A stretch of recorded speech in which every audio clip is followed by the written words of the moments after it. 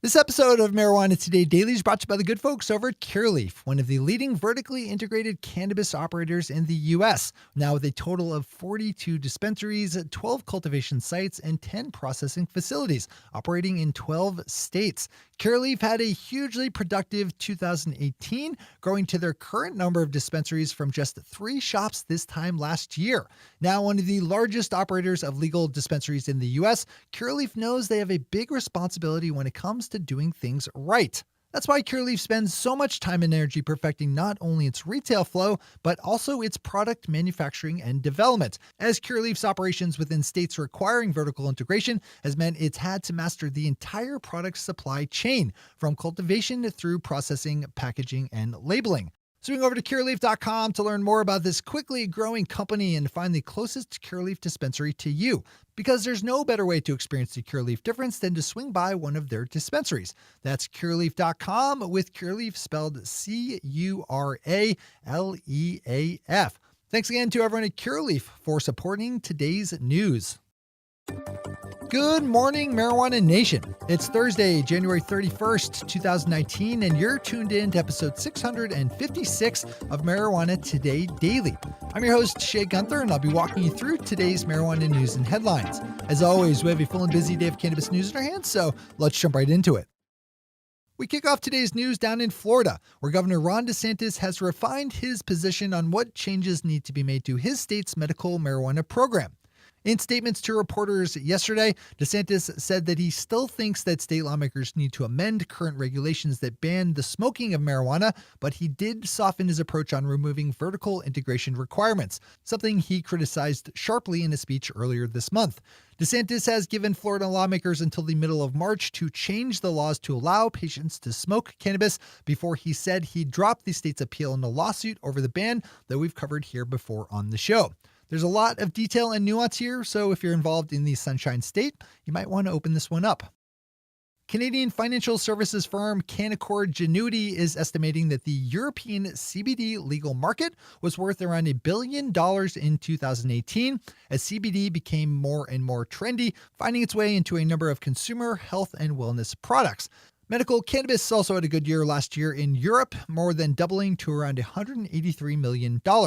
Europe is a big deal just because it's a huge potential market, but it's especially appealing right now for Canadian companies, which sit flush with public market cash in a country that doesn't have a whole lot of people actually living in it. For a bit of comparison, Canada has 36 million citizens, which is 3 million less than California. Germany has just under 83 million citizens. October 17th will mark the 1-year anniversary of Canada's switch over to nationwide legal adult use marijuana, and will also be the first day that cannabis edibles will be legal to sell to consumers. Canadian lawmakers decided to ease into allowing for edibles and wrote a 1-year delay into last year's landmark adult use law. But as BNN Bloomberg is reporting, Bill Blair, the Canadian cabinet minister leading up the federal government's marijuana efforts for Prime Minister Justin Trudeau, said that he thinks that delays in implementing the program could push back the day when edibles actually find their way onto dispensary shelves. A good story to read if you do any kind of business in Canada. Those are our top stories for today. It's time for Marijuana Today Daily Headlines Blitz.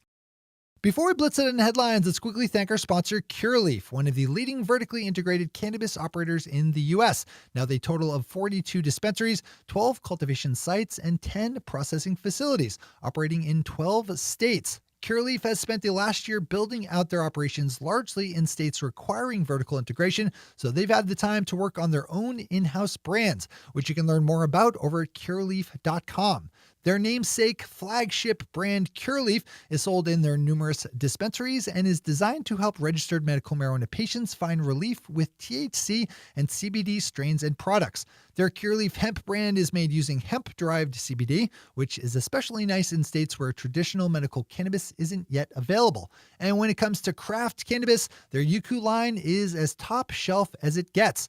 Dive into the details of all 3 of Curaleaf's main brands over at, one more time, Curaleaf.com, with Curaleaf spelled C-U-R-A-L-E-A-F.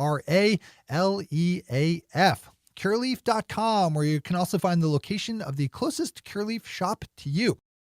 All right, time for the blitz. Yesterday, Florida Agriculture Commissioner Nikki Fried announced the creation of 2 new advisory panels that will help the recently announced, soon-to-be-hired Director of Cannabis oversee both the worlds of Florida industrial hemp and medical marijuana. One panel will focus on hemp, while the other will work on medical cannabis, where Ms. Fried's department oversees food safety in edibles. The Worcester Telegram has an update to a story that we covered way back when it first sprung up in 2017, when a Massachusetts man was arrested on felony cannabis cultivation charges soon after he was profiled in a story published by High Times about East Coast marijuana farmers. Peter Mollet Jr. was arrested in February of 2017 by the DEA, just 2 weeks after that High Times story went live. While medical marijuana was legal to grow in Massachusetts in 2017, the amount of cannabis being harvested at the locations controlled by Mr. Mollet and his partners was well in excess of legal limits, so he was arrested. According to the Telegram, he pled guilty yesterday to federal charges related to the case and awaits sentencing, where he faces years in prison. There's a good, if maybe a bit obvious lesson here. If you're breaking the law, don't let people write stories on your operations. Yesterday, 2 New Jersey city mayors held a press conference and announced that they would take steps to bar legal marijuana dispensaries from opening up in their cities if the state did not include automatic expungement of cannabis charges in the legislation that's widely expected to pass sometime this year, legalizing adult use. Newark Mayor Ross Baraka joined fellow Mayor Stephen Fulop of Jersey City in condemning any plan to legalize adult use that does not address the issue of marijuana charge expungement. Today is the first day that medical patients in Illinois have the option of getting a recommendation for medical marijuana instead of a prescription for opioid-based painkillers. Illinois lawmakers signed a bill into law last year setting up a pilot program aimed at reducing the use of opioids, and today it goes into effect. Eligible patients will have to pay a small $10 fee and register with the state, and will need to see their doctor every 90 days to be recertified. Boulder, Colorado's city council is working to change its rules around legal marijuana businesses to align them more alongside of how it treats businesses involved with alcohol, at least when it comes to licensing and penalties associated with non-compliance. As it currently stands in Boulder, legal marijuana businesses that fail to properly check a customer's ID face financial fines, while a bar or restaurant which did the same would likely lose its alcohol license, even on a first offense. Vice has a good longer form story up that looks at the issue of labor unions and legal marijuana. We have a pretty big legal industry going here, and a healthy labor movement is a vital part of a healthy economy, so I'd give this one a read in full. Our final top story today is a nice roundup piece by Kyle Yeager over at Marijuana Moments, who pulled together a helpful list of some of the more interesting cannabis-related bills in the works in various state legislatures. Now that marijuana is legal in one form or another in a strong majority of U.S. states, there's a lot of opportunity for cannabis legislation to be brewed up. Ignore this one at your own professional peril. As always, we have all the news we cover linked to on our website at mjtodaydaily.com and on our Twitter account at mjtodaydaily. Those are the headlines and news for the day. I'll be back with you again tomorrow morning with another information-packed episode of Marijuana Today Daily. But in the meantime, if you have any stories to share or feedback to give, send us an email to headlines@mjtodaydaily.com. And while you're clicking around the interwebs, swing over to our Twitter account at mjtodaydaily and visit our website at mjtodaydaily.com to find links to all the news we cover. Thanks to our sponsor, Curaleaf, and to all of our awesome patron listeners for the support that makes this show possible.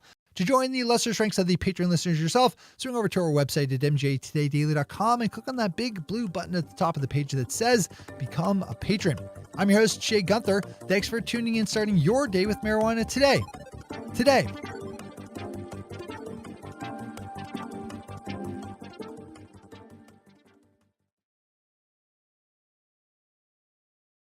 One take, Shay. One take.